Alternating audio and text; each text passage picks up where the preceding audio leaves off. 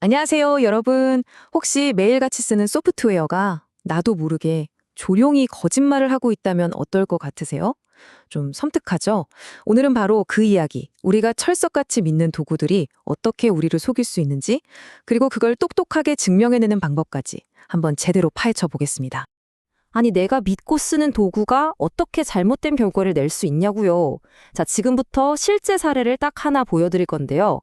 이걸 보시면, 이게 정말 남의 일이 아니구나 싶으실 겁니다. 바로 한번 보시죠. 자, 첫 번째 섹션입니다. 여러분의 도구, 과연 믿을 수 있을까요? 굉장히 유명한 오픈소스 도구죠. 사이버 셰프라고 하는데요. 여기에 실제로 보고됐던 버그를 가지고 한번 이야기를 시작해 볼게요. 바로 이 화면입니다. 자, 이게 뭐냐면요. 사이버 셰프에 있는 JSON Beautify라는 기능인데요. 왼쪽에 있는 엄청나게 큰 숫자를 입력했더니 오른쪽 결과 좀 보세요. 아무런 경고 메시지 하나 없이 마지막 자리가 쓱 하고 반올림되어 버렸습니다. 이게 그냥 만들어낸 얘기가 아니라 실제로 GitHub의 버그로 딱 보고된 내용입니다. 황당하죠? 물론 나는 JSON Beautify 기능 안 쓰는데 또는 저렇게 큰 숫자는 다룰 일 없어 라고 생각하실 수도 있어요. 네, 그럴 수 있죠. 근데요, 정말 중요한 핵심은 그게 아닙니다.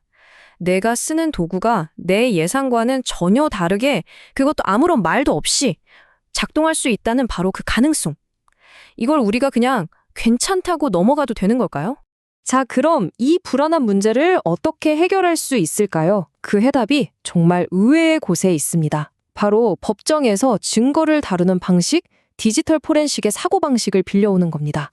보통 포렌식이라고 하면 뭔가 엄청나게 복잡하고 어려운 기술을 떠올리시는데요. 사실 그 어원은 법정에 속한다는 아주 단순한 뜻입니다.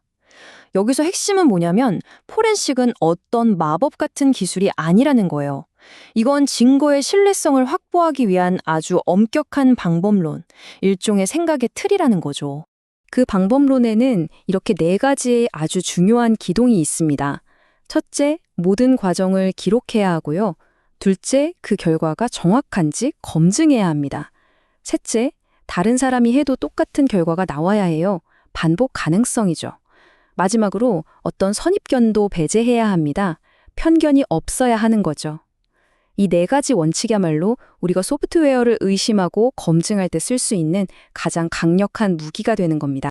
좋습니다. 이론은 알겠는데 그럼 이 멋진 포렌식 사고방식을 대체 어떻게 써먹냐? 이게 중요하잖아요?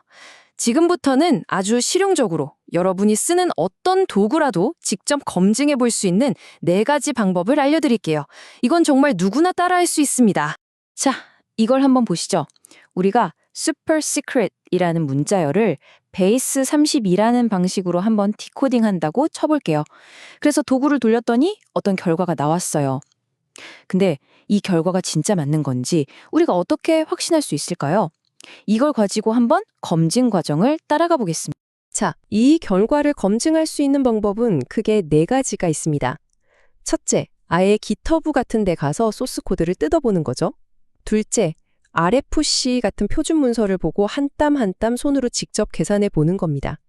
셋째, 이미 답을 알고 있는 샘플, 즉 테스트 벡터랑 비교해 보는 방법도 있고요. 마지막으로 제가 생각하기에 가장 실용적인 방법인데 다른 믿을 만한 도구랑 결과를 비교해 보는 겁니다. 교차 검증이죠. 특히 네 번째 방법, 다른 도구랑 결과를 비교하는 건 정말 강력하고 또 간편합니다. 보세요. 간단한 파이썬 스크립트 딱 한 줄 실행했더니 사이버 셰프가 내놓은 결과랑 똑같이 슈퍼 시크릿이 나왔습니다. 자, 어떠세요? 이제 좀 확신이 생기지 않나요? 바로 이렇게 직접 확인하는 겁니다. 사실 이 모든 과정이 단순히 버그 하나 찾아냈다. 여기서 끝나는 게 아닙니다. 더 중요한 의미가 있어요. 이건 바로 여러분의 데이터, 그리고 여러분의 분석 결과에 대해서 누구도 흔들 수 없는 단단한 확신을 스스로 쌓아 올리는 과정인 겁니다. 생각해 보세요. 정확성이 정말 모든 것인 분야들이 있잖아요.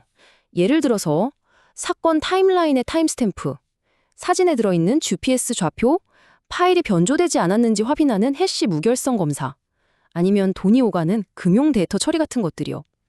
이런 곳에서 아까 봤던 제이슨 뷰티파이 버그 같은 그런 사소해 보이는 오류 하나가 터지면 그건 그냥 실수가 아니라 재앙이 될 수도 있는 거죠.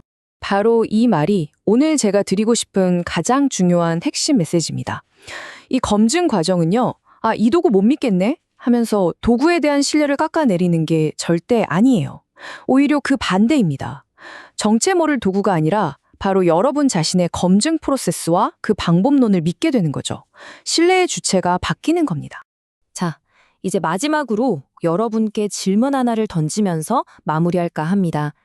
여러분이 매일같이 열어보는 그 도구 상자 안에는 오늘 우리가 이야기 나눈 이 방법으로 한 번쯤은 다시 꼼꼼하게 들여다봐야 할 것이 과연 무엇이 있을까요? 한번 생각해 보시면 좋겠습니다.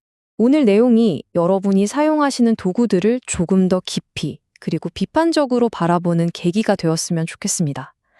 여러분께서 눌러주시는 구독과 좋아요 하나하나가 저희가 다음에도 이렇게 의미 있는 내용을 가지고 돌아오는데 정말 큰 힘이 됩니다. 꼭 좀 부탁드릴게요. 시청해주셔서 정말 감사합니다.